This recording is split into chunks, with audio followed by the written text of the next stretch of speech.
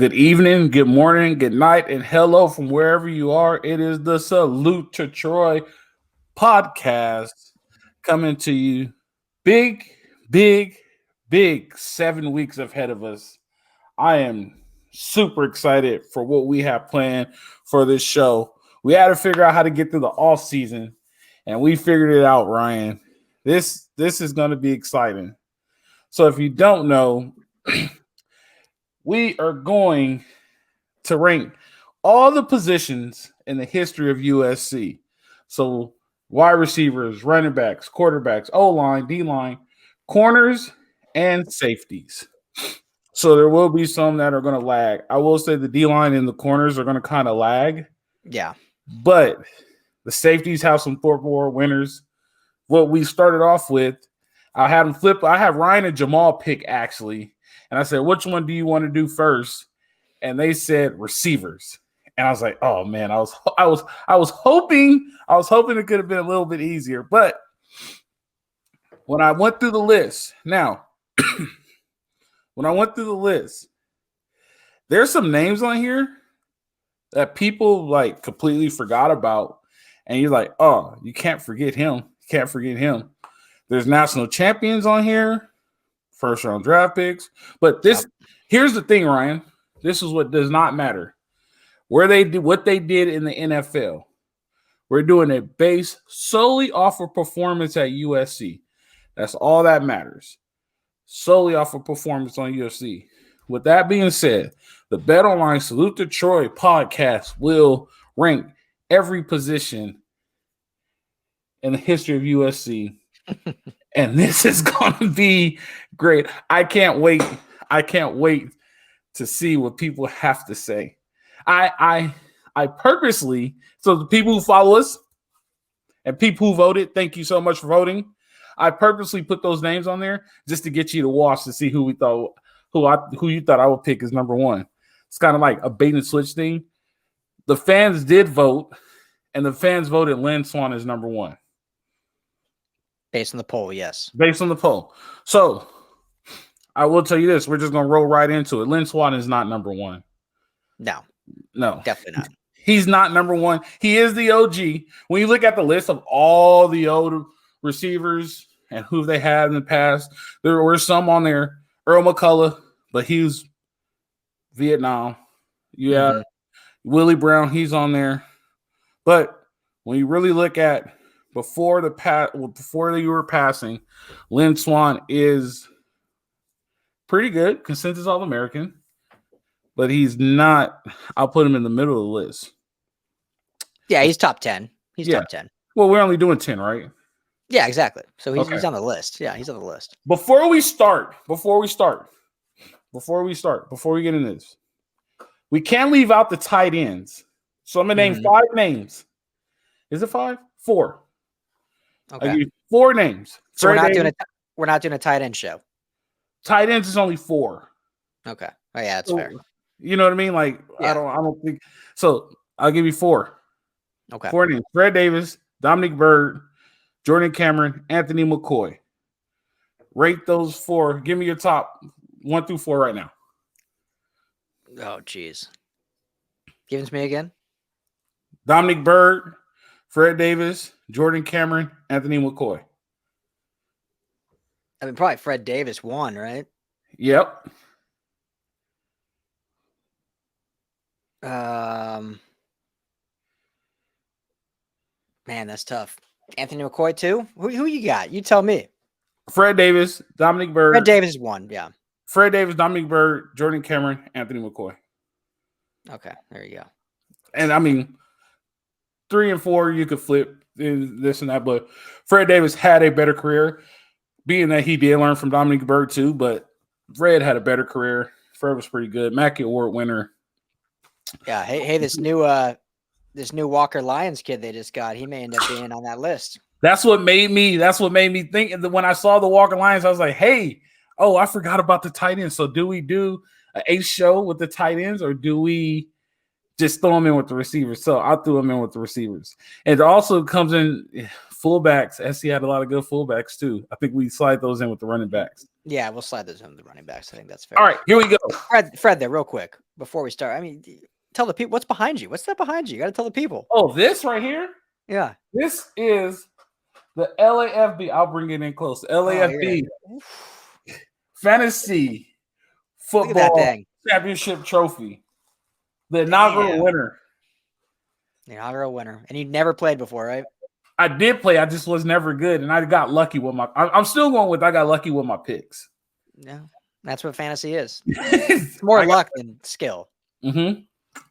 More luck than skill. Second of all, before we move on, happy birthday. It is your birthday. It is my birthday.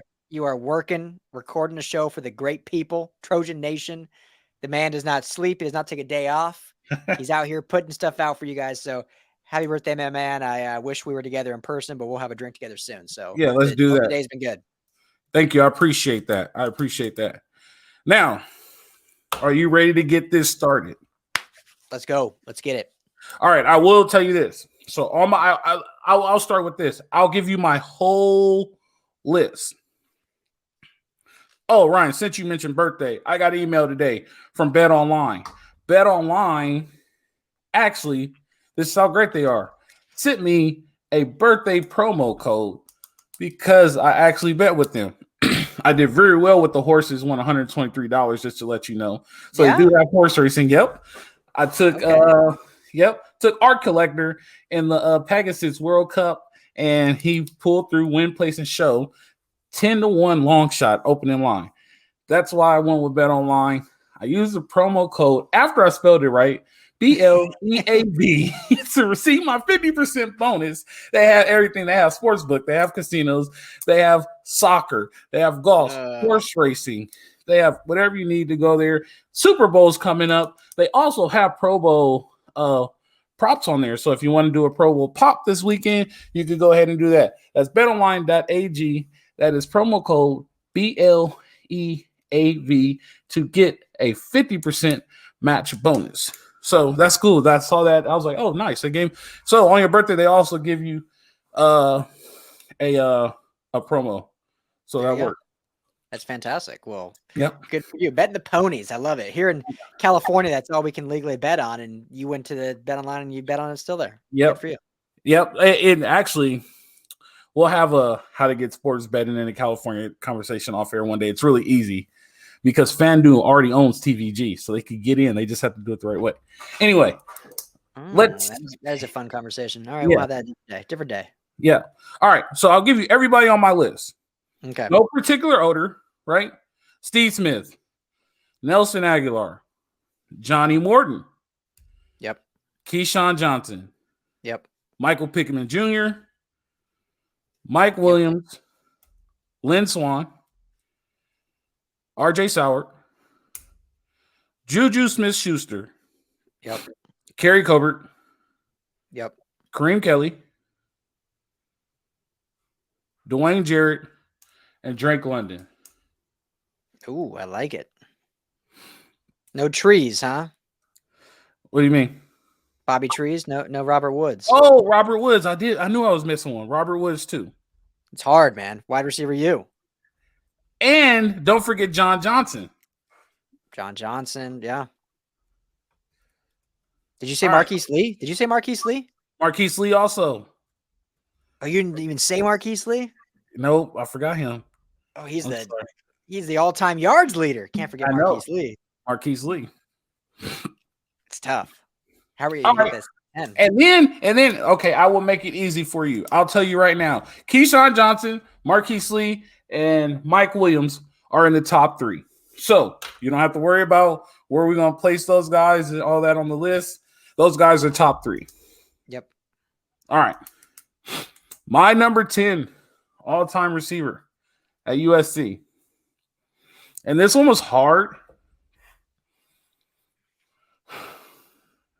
And it was either did he make the list or did he not make the list? But number 10 all-time receiver is Johnny Morton. Johnny Morton, okay. I will say this. Johnny Morton All right, so everybody sees the football now as pass. Johnny Morton played in the era where pass was a third down thing, right? Or pass was a throw you off your concept thing. Man, what he did in his era that he played, and for him to be drafted in the top 3 in the NFL at that time, that says numbers. So, like, Johnny Morton is like number 10. Boom. There you go. When in that era, and he still finished second all time in receiving yards in USC history. So that's impressive. It's pretty impressive. So number 10. And this is a list. I will say this disclaimer. This is a list that is a presidential list. You cannot make anybody happy. No, definitely not. This is a list that has what? 3 national champions on it? Yes. 3 national champions on it. Yeah, I think so. Number 9 is actually a national champion to me. Well, he is a national champion. Number 9, Dwayne Jarrett. Yep, I like Dwayne. Dwayne Jarrett is number 9. He was a big body, just like Mike Williams. That's when Coach Carroll found his system, and you played his system, and everything was repetitive. I can tell you this. Mike Williams, Dwayne Jarrett, Patrick Turner, right? 3 same type of receivers. I played safety under Coach Carroll. I was a big safety like Darnell Bing, Taylor Mays. We were all big guys, like everything. They had a mode. They stuck to it. That's what they did. That wide receiver, that X split out, whatever you call it, want to call it. That's what was Pete Carroll's mode for that receiver. Dwayne Jarrett was that guy, but Dwayne Jarrett wasn't as good as Mike Williams. Mm-hmm. But he was still really good. And I'm not going to take anything from him. All-American, national champion. He played on the field the same time as Mike Williams, and he benefited from that, right? But I think his production went down when Mike Williams left, which is not as hard because he wasn't as fat. He was a big body that could catch really well, and that's always, so. It's if we go back and look at history, Alfred, and really go through, and I know right now is like this huge era of like all these great receivers playing together at Alabama, and Ohio State, and USC. But that you could argue could go down as one of the greatest duos of all time in Mike Williams and Dwayne Jarrett. Like they were damn good together. What about greatest court? That whole receiving court is gonna make this list. Yeah. Yeah. Like, so yeah. Number 8 on my list. This guy, real quick. Sorry to cut you off. Are you giving your 10 and then me, or do you just want me to? Because I don't need to list my whole 10. I can just chime in on yours. Right, you can, and you could also disagree and say I wouldn't have him there. I will put him there. Okay. Yeah. No, number 8. We're on number 8 on my list is a Long Beach Poly guy. Might have been a little biased here. Really fast, blazer, caught everything. I think he was a faster Kerry Colbert, little better hands, but he didn't make a lot of big plays, but he made, how do I say this? He made big catches possession wise, but he didn't make a lot of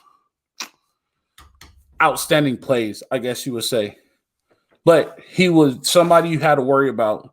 And number 8 for me is Kareem Kelly. And there might be some poly bias, but that dude was a blazer, and that dude was able to catch, and he caught everything that you threw at him. And there was times where you needed a big possession, and Kareem Kelly was able to make that big possession. Yeah. No, I think that's fair. I mean, dude showed what he was capable of, and anytime you play, stay close to home and you add value there. And yeah, I think Kareem Kelly's great. Yep. All right. So we're going on to number 7? Number 7. All right. So number 7. This is going to start to get hard now. This is where it starts to get, Taking 10 is hard. Yeah. So this is where it starts to get hard. Okay. So Number seven.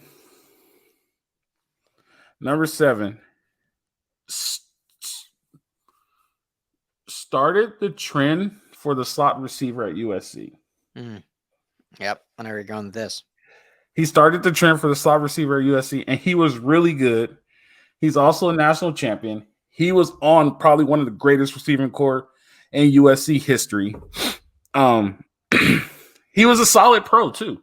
Decent career in the pro, but that has nothing to do with it. But what he did at USC, I think he set the tone for the receiver below him, which,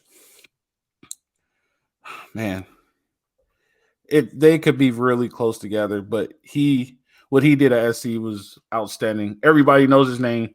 He's a legend. So I'm going to go Kerry Colbert here. Yeah. Then became the receiver coach. Yep. Under Clay Helton. Obviously, no one has a good taste about the Clay Helton era, but Kerry Colbert was one of the good things, I think, of that era. And special receiver. I mean, dude was special. Obviously, he was a coach on the field, which is why he's a coach now, right? Like, if you, it's rare when you see guys, I don't want to say rare, but it's not common that guys can be super talented and successful and be good at teaching and coaching at the same time. Usually it's the opposite, right? Like, if you can't play coach kind of thing. Right. And he could do both. I mean, goes down as top 7, I think, all time in receiving yards. And then now he's a great coach. And where's he at now? Because I know he's obviously not with USC once Clay Helton was fired. Is he in Florida? I think so. And I know one time he was even in the league for a little bit. Because you know where he benefited from? He's at Florida. He's at Florida. Cool. There you go. Kerry Colbert benefited from. Yeah, he played at Carolina Panthers. Yeah. But his coach was Keenan McCardell. Yeah. Either his coach was Keenan McCardell or he played with Keenan McCardell. But Keenan McCardell is another one of those players that turn into coaches. Mm-hmm. That's really good. And he's like one of the top receiving coaches in the NFL. Yeah. Yeah, he'll probably be a head coach one day. Yeah, that'll be good. That'll be good to see. All right. Moving forward. Number 6.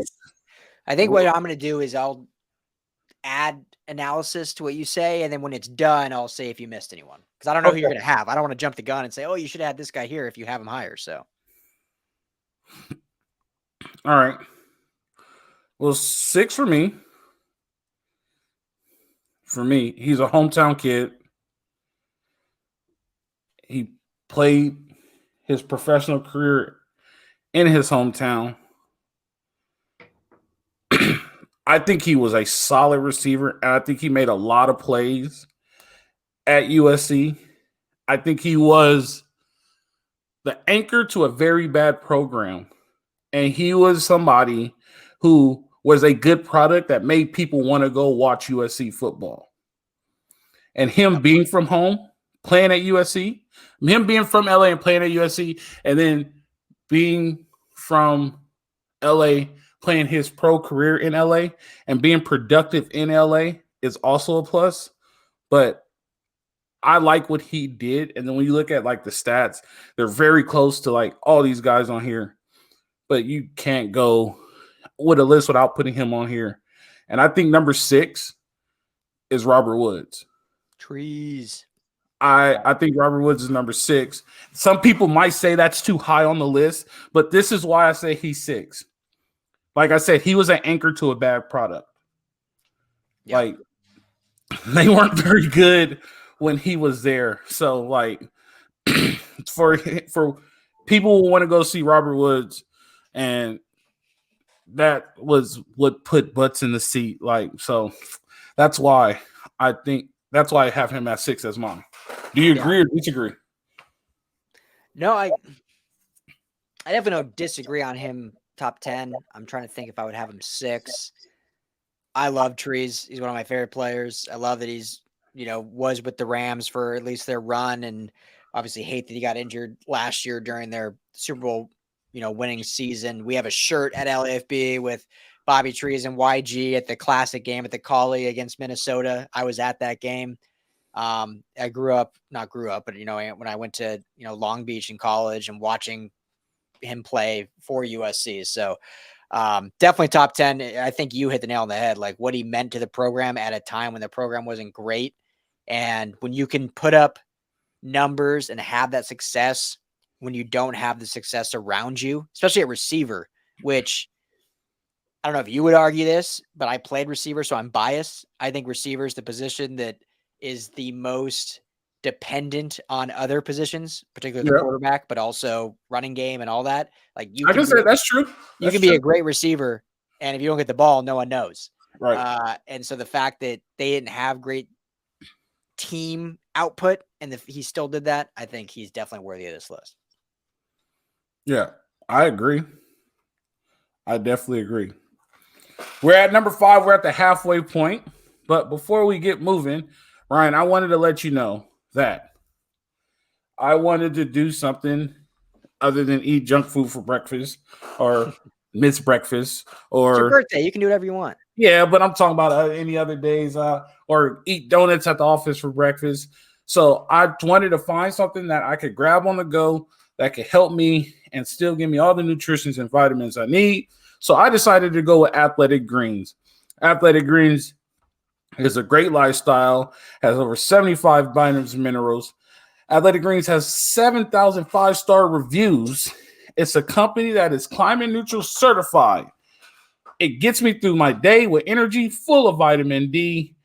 Right now is the time to reclaim your health and arm your immune system with the convenient daily nutrition of Athletic Greens.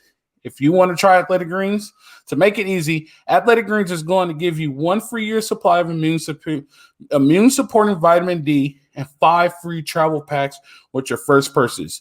All you have to do is visit athleticgreens.com/Salute to Troy. Again, that's athleticgreens.com/Salute to Troy to take ownership over your health and pick up the ultimate daily nutritional insurance. AG. Go get some Athletic Greens. It's really, and it tastes good too. Yeah. That's the one part that's most important. Doesn't taste like most diet food. So AG is the OG, right? Yes, sir. All right, we're at 5. Now it's hard. It's not easy. It's not. It's definitely not easy. All right, number 5 is the OG, Super Bowl champion, consensus All-American, governor, mayor, politician, athletic director. He played when SC was rolling. So it was crazy because as soon as he left, they kind of went on the down years. But everybody knows who he is. He got a shot to run the program and saw it wasn't as easy as he thought it was. But what he did statistically during that era can't be beat. Went on to play with our man, I can't even remember his name, Terry Bradshaw. Terry Bradshaw. Won some Super Bowls. If you don't know who he is already, we're going to put him dead in the middle. Lynn Swann. Lynn Swann was a ballerina. Yeah. Is that what you call male ballerinas? He did ballet. Male ballerinas? Is that what you said? Yeah, he did ballet. So that's why he was able to make the catches he made in the air. Like he was able to contort his body in unusual situations to make catches. But again, a running era receiver who made big yards, big plays, went on to have a great career at USC. I will go to say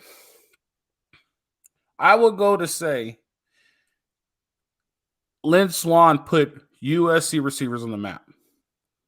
Yeah. I think he was like the first one. You know what I mean? Well, yeah, because you're absolutely right. Because up until that point, it was like running back you. I mean, it was all the great running backs the USC has seen through time, and Lynn Swann was like the first really of these great receivers. And I mean, there was other good ones as well, but he was like the first one that like nationally renowned. Lynn Swann. He had the charisma. He fit the bill of a USC football player. And obviously we saw that after his career going into broadcasting and everything he did with that. So Yeah, I would have Swan right around between 4 and 6 is where I put him on my list. So it just statistically is not quite as high as some of the other guys, but what he did for the program, how good he was at receiver, the fact that he took ballet, that's a great question you posed, Fred. Like, is there a name for a male ballerina? Is it ballerina? Or is it like ballerino? Maybe I don't. Spanish. I don't know. Ballerino. We'll go with the Spanish term. I've been thinking about that like all week. You were worried to say on the show. You're like, is there? I got to say it right. I was just curious. Like, would my daughter's going to start ballet classes in a few weeks. So I'll ask the instructor. What are male ballerinas called if male dancers are ballerinas? A male dancer is called a danseur or a principal dancer. So ballerinas and principal dancers? That's kind of boring. Sure. So Lynn Swan, a principal dancer of the era. There you go. I always wanted. That was interesting. Okay. Good to know. Learn something new. Look at that. Live and in person. I almost clicked the live button. Epic. Why not? I almost clicked the live button. We are getting viewers though. I appreciate all you guys are viewing. I love your comments. Sometimes I want to respond to them, but I know I can't. But thank you guys, everybody. You always respond to them. Why not? Okay. All right, good. I want to respond to the cat who think that Gentry could be a safety. Someone said Gentry could be a safety. Yes. Oh, okay. Yeah, you got to respond. All right.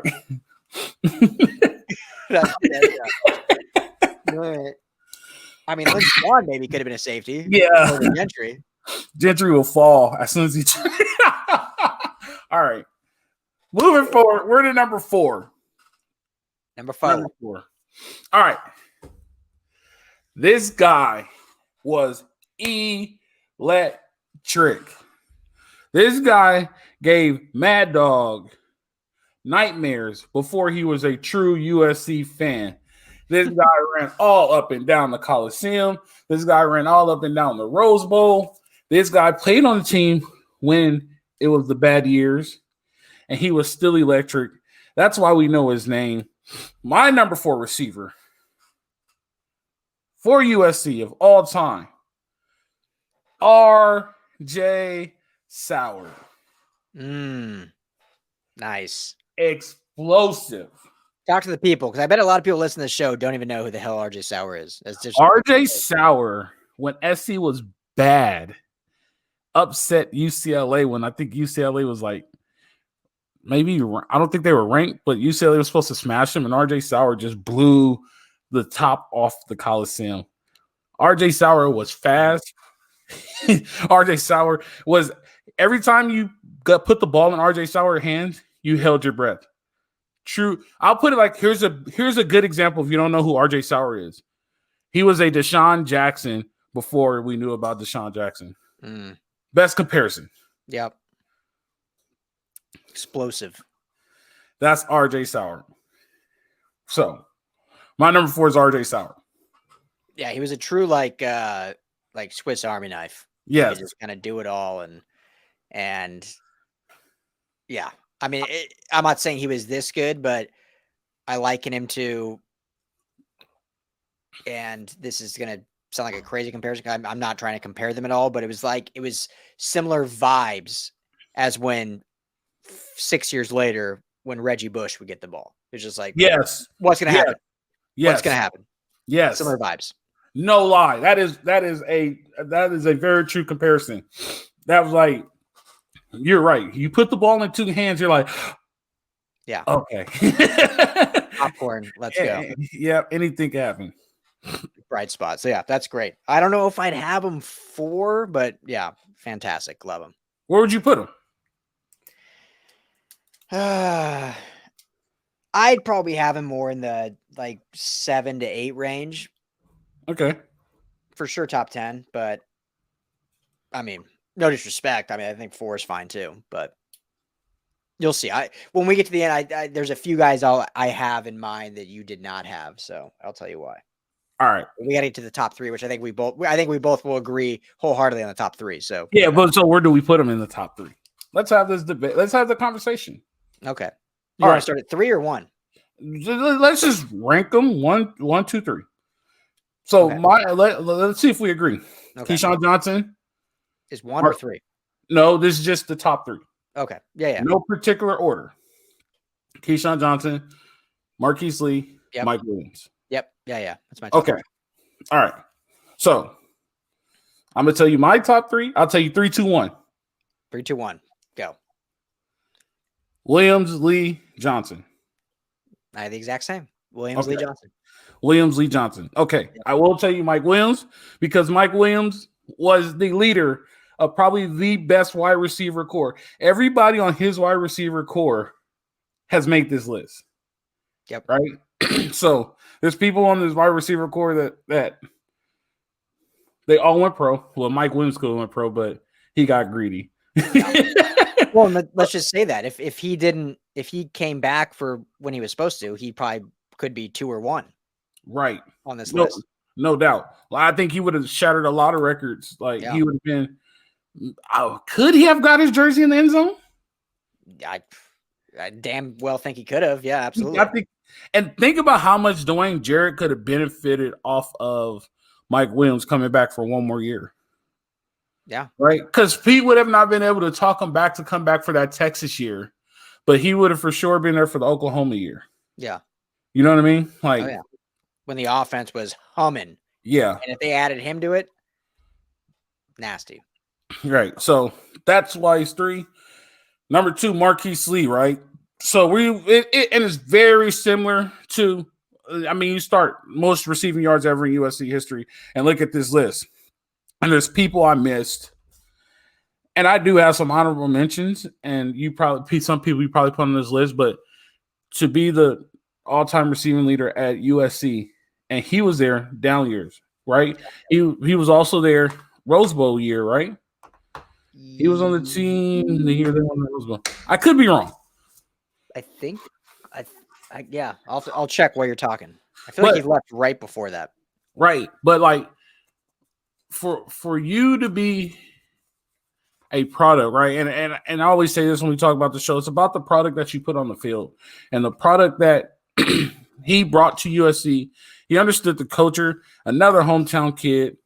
Like, I respect kids who stay home, especially at USC, and play football at USC, especially with all the backdoor out-of-state recruiting that's going on, to resist temptation. And he stayed. I think he went to 3 quarterbacks too, and I could be wrong, or he probably just had Sam. But at the end of the day, like, he went through culture changes, withstood the storm, put up yards, great route runner, fast. I just hate the fact he went to Sarah. I'm not a fan of Catholic school kids because those guys cheat. But man, anytime you're in the record book at USC for something like that, you got every person who ever comes they will always be chasing you, right? So that's legendary. Like, they'll always be chasing Marquise Lee. That's what put him at number 2. Yeah, when he was there in like the Lane Kiffin years, there was a lot of turmoil and controversy, or at least the beginning of his career as Lane Kiffin, and then Eddie O took over, and then he had Sark take over. So he had 3 different coaches. And then he had, Matt Barkley, who obviously was a great quarterback collegiately, but also finished 4th in Heisman voting. Anytime you're a receiver and finish that high in Heisman voting, that's something to say. So yeah, Marquise Lee, no brainer, top 3. I think number 2 is a very fair spot. What did my man say what did the GM say from the Bills about the Bengals? They had a lot of lean years to get where they are, and we don't want to have any lean years. You gotta have a lot of lean years to get Joe Burrow and Jamar Chase on your roster. That was probably the truest thing I ever heard. Hey, before we move to number 1, really, really quick, why do you think Marquise Lee never panned out in the NFL? Do you think it's just bad situation in Jacksonville? Never had a good coach or quarterback when he was there? I'm shocked he was like, I never like calling guys bust. Like, these guys work their ass off. I think that's an unfair word, but it's shocking how good he was in college and just never had the success in the pros. I think he just peaked. There's a lot of people that peak at different times. Yeah. there's more people that peak in high school. You're like, dang, he never panned out to anything in college. You know what I mean? Like I think he just peaked in college. Or who was this quarterback in Jacksonville? Like Blake Bortles. But was he on the team that also made that run that one year? I think so. With Jalen Ramsey? I think so. Like 6 years ago. I think he was. Yeah. Yeah. I mean, my thing, I think, as I said before, receiver is, and I don't disagree with you, but receiver is so dependent on your quarterback and your coaching situation that I think he just I don't think he ever would have lived up to what he did in college, how great he was at USC, just his body size. I think I agree with you. He maybe peaked a little bit, but I think he could have still had a very good pro career. And you look at guys like Robert Woods, who when he was in Buffalo was seen as a bust. I mean, he was a 2nd-round pick in Buffalo, never had more than like 300 yards receiving in the 2 or 3 years he was there. Comes to LA and he blows up and he's great in LA. And everyone remembers like, oh shit, this guy's actually like really good. I think Marquise Lee, if he could have gotten out of Jacksonville and gone somewhere with a good coach or just some stability, a good quarterback, he could have definitely had a much better career. So we see a lot of receivers go to die on bad teams, unfortunately. I know played receiver. It's unfortunate. Yeah, that's unfortunate. I'm not taking anything away from either. The NFL's hard, man. That's the one thing that the NFL was very, very hard. It is the best at when I was coaching college, I used to always say the worst NFL player is still better than you. Like that's the part that you don't understand. Like, like the worst NFL player is still better than you. I said the average NFL player is 3 times better than you. So how good do you think the superstars are? Yeah. And then that's what when I was coaching high school, I had to tell kids that like the worst person who's on scholarship in college, like we're not talking walk-ons. The worst person who's on scholarship in college is still better than you right now. What are you going to do to be better than him? Like I don't think people understand how good people really are in the NFL. Yeah. And and when you have those bad NFL teams that everyone's like, oh, Alabama could beat this team. It's like, no, they get their doors blown off by that. That 0-6 Lions team would win by 20. Yep. Because those are all still pro athletes. Like the 22 starters on Alabama did not get drafted in the first 22 spots. Yeah. Right. They didn't even get drafted in all the spots. Let's be realistic. But yeah. Yeah. Anyway, I digress. All right. Number 1. That was our little tangent. Marquise Lee, great athlete. Don't take anything from you. We wish you would have had a better pro career. Sometimes being on a team that has lean years put you in a bad situation. Sometimes it works. Cincinnati. Anyway, number 1 receiver of all time. You can't take anything away from this man. This man set the standard for a receiver at USC. He was the face of USC. Everybody understands who he is. Everybody knows where he went to school. Hometown kid, number 1 draft pick. He actually played when SC was not that great. Mm-hmm. He played 96, 97. Like SC was not that good then. And people don't understand that. But they knew he went to school there and he was still good. Number 1 receiver all time at the University of Southern California, Keyshawn Johnson. Keyshawn, yeah. No doubt. Keyshawn was great. Not even, obviously, this is not about their pro career, it's about their college career, but anytime you are a wide receiver and you are the number 1 overall pick, it's a rarity that happens. He's not the only one, is he? There's not many. If he's not the only one, there's not many. And so that speaks for itself and how dominant he was and kept USC relevant during those 2 not so great years. And no doubt. Number 1, Keyshawn Johnson. Who was Keyshawn Johnson's quarterback? Anybody? Well, they're gonna be able to Google it now. But off the top of your head right now, who is Keyshawn Johnson's quarterback? Who is his running back? And name 1 person off his offensive line right now. That's for the comments. Who's his quarterback? Who is his running back? And name somebody off the offensive line right now. Just do it. Type it in there. Right? Type you know what I mean? Don't look it up. Type it in. Right. So all we know is Keyshawn Johnson off that team. He's the number one quarterback. I will tell you. I tell you, Todd Marinovich was before Keyshawn Johnson, so Yes. it's not Todd Marinovich. Honorable mention: Steve Smith, Nelson Aguilar, Juju Smith-Schuster, Drake London, Michael Pittman Jr. Those are my honorable mention.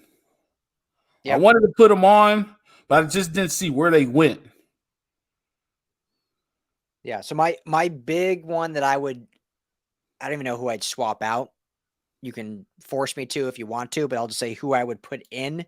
And I know it's recency bias, but I don't care. I would put Drake London in the top 10 just because of how dominant he was. And I know statistically he doesn't finish top 20 because of, how he got hurt and obviously his freshman year playing with the great receivers he played with. But here's why I'd have him in the top 10. One, his freshman year playing with Michael Pittman Jr., Tyler Vaughns, who's top 10 all-time in receiving yards, Amon-Ra St. Brown. So all three of those guys are top 20 all-time receiving yards. And ask any of those three plus the coaching staff, and they all tell you, and I'm not making this up, I'm quoting, that Drake London was the most talented by far of all of them. So that's one.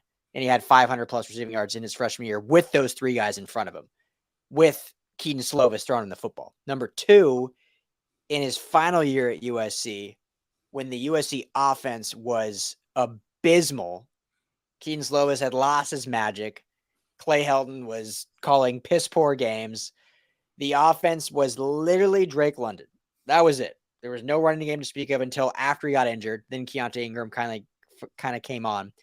The defense knew exactly what was coming.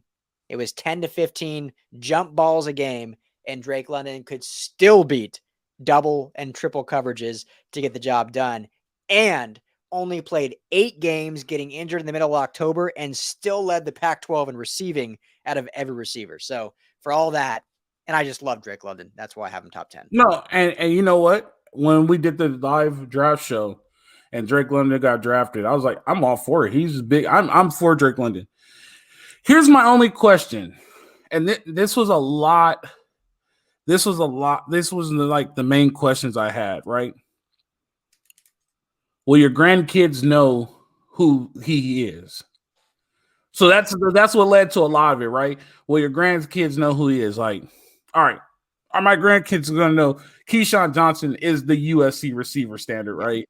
You know what I mean? And all the other ones you have to go through it like so. And it was tough because like how deep you get into it, right? Your grandkids are going to know every single person that ever went through any LA football team because how you are, right? So that's a little disadvantage compared to me. Like, I'm not so much of and I tell you guys this all the time, and I'm not so much of a stat geek or like a name person.